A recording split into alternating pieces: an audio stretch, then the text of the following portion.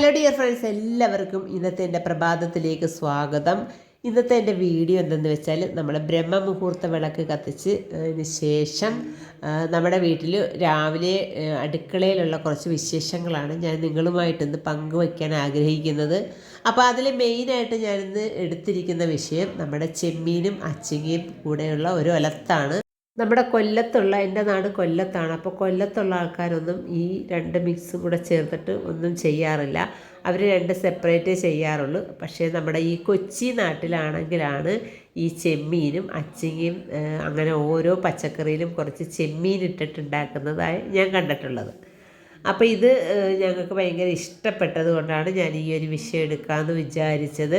അപ്പോൾ നമ്മൾ അച്ചിങ്ങയും ചെമ്മീനും നന്നായിട്ട് കഴുകി വൃത്തിയാക്കിയതിന് ശേഷം ഉപ്പും മഞ്ഞൾപ്പൊടിയും ഇട്ട് കുറച്ച് വെള്ളവും കൂടെ ഒഴിച്ചിട്ട് നമ്മളിത് സ്റ്റൗ ഓണാക്കിയിട്ട് ഒന്ന് മൂടി വെച്ച് ഒരു കുറച്ച് നേരം വേവിക്കുക.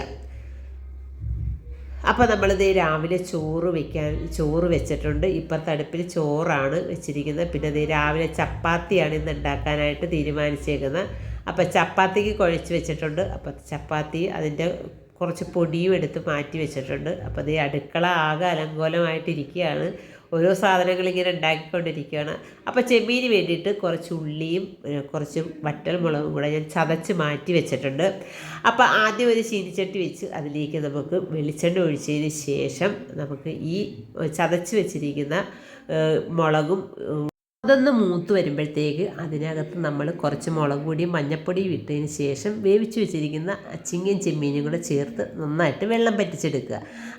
അപ്പോൾ നമ്മുടെ അച്ചിങ്ങ ഒലത്ത് റെഡി ആയിട്ടുണ്ട്. പിന്നെ അതേ ഞാൻ ചപ്പാത്തിക്ക് ഒരു ഉരുളക്കിഴങ്ങ് കറിയാണ് ഉണ്ടാക്കിയേക്കുന്നത്. അപ്പോൾ അതും എല്ലാം ഉണ്ടാക്കി കഴിഞ്ഞു. അപ്പോൾ നമുക്ക് ഇന്നത്തെ വീഡിയോ ഇഷ്ടമായാൽ എല്ലാവരും ഒന്ന് ലൈക്ക് ചെയ്യുക, സപ്പോർട്ട് ചെയ്യുക. അടുത്തൊരു വീഡിയോയുമായിട്ട് നമുക്ക് വീണ്ടും കാണുന്നത് വരേക്കും എല്ലാവർക്കും നന്ദി, നമസ്കാരം.